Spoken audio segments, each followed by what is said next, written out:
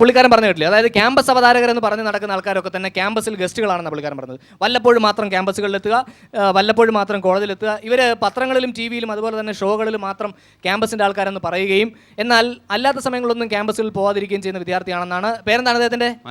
മാത്യൂസ് പറഞ്ഞിരിക്കുന്നത്. എനിക്കൊന്ന് മാത്യൂസ് ഉദ്ദേശിച്ച് ചിലപ്പോൾ സിനിമാ താരങ്ങളെ കുറിച്ചായിരിക്കാം, പക്ഷെ അവതാരകരല്ല. ഞാനൊരു അവതാരികയാണല്ലോ, ഞാൻ എല്ലാ ദിവസവും കോളേജിൽ പോകുന്നുണ്ടല്ലോ, ഒരു ദിവസം പോലും കോളേജ് മുടക്കാൻ ഞാൻ പോകുന്നുണ്ടല്ലോ. വേണമെങ്കിൽ ഞാൻ എൻ്റെ അറ്റൻഡൻസ് രജിസ്റ്റർ കൊണ്ട് കാണിച്ചു തരാം, ഒരു ദിവസം പോലും ഞാൻ ക്ലാസ്സിൽ പോകാതിരുന്നിട്ടില്ല. അല്ല, ഈ പറഞ്ഞ അത് ശരിയല്ല.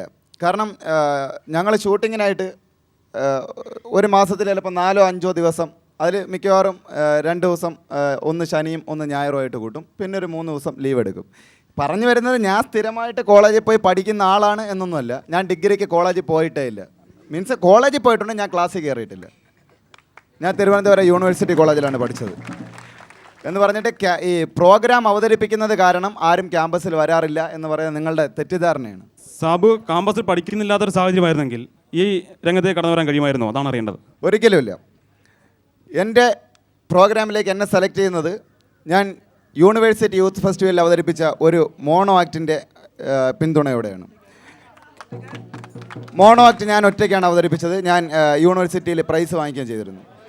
അപ്പോൾ ഈ ക്യാമ്പസിൽ നിന്ന് കൂടുതൽ ആളുകൾ ഈ ടി വി അവതാരക രംഗത്തേക്ക് വരുന്നതിൻ്റെ ഒരു പ്രധാന കാരണം എന്ന് പറയുന്നത്, ഇത് ഒരിക്കലും ഒരു മുഴുവൻ സമയ ജോലിയായിട്ട് എടുക്കാൻ പറ്റില്ല. കാരണം അതിനുള്ള സാഹചര്യം ഇന്ന് കേരളത്തിലില്ല. കേരളത്തിൽ ടി വി അവതരണം പ്രോഗ്രാം അവതരിപ്പിക്കുക എന്ന് പറയുന്നത് പ്രൊഫഷണലായിട്ട് കാണുന്നത് വളരെ കുറവാണ്. പിന്നെ ഒന്ന്, ഞങ്ങളെ ഈ ഇവിടുത്തെ ചാനലുകൾ അത്ര കണ്ട് സപ്പോർട്ട് ചെയ്യാറുമില്ല. നമ്മളൊരു ജോലി എന്ന് പറഞ്ഞാൽ നമ്മുടെ ജീവിതത്തിലെ ഒരു ജീവിത പോരാട്ടമാണ്. അപ്പോൾ ഒരു അവതാരകൻ എന്നുള്ള രീതിയിൽ ജീവിതം മുമ്പോട്ട് കൊണ്ടുപോകുക എന്ന് പറയുന്നത് ഭയങ്കര പ്രശ്നമാണ്. അപ്പോൾ ഈ പറയുന്നത് പോലെ ഒരവസരം ഏതോ ഒരു ഭാഗ്യത്തിൻ്റെ പുറത്ത് കിട്ടിയതാണ്. അല്ലാതെ ഇപ്പം എൻ്റെ കാര്യം ഞാൻ പറയാം, ഞാൻ ഒരു ഭയങ്കര കഴിവുള്ള കലാകാരനാണെന്നൊന്നും ഞാൻ പറയുന്നില്ല.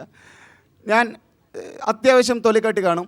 എന്നെ ക്യാമ്പസിൽ നിന്നൊരു പ്രോഗ്രാം അവതരിപ്പിക്കാൻ വിളിച്ചുകൊണ്ടുപോയി എന്നെ ഏൽപ്പിച്ച ജോലി 100% വിശ്വസ്തയോടെയും ആത്മാർത്ഥതയോടെയും ഞാൻ ചെയ്തു എന്ന് തന്നെയാണ് എൻ്റെ വിശ്വാസം. അല്ലാതെ ഇതൊരു ഈ പറയുന്ന പോലെ മറ്റുള്ളവർക്ക് അവസരം തരാതിരിക്കുകയും വേറെ കുറച്ച് പേർക്ക് കിട്ടുകയും ചെയ്യുക എന്ന് പറയുന്ന ഒന്നും ശരിയല്ല.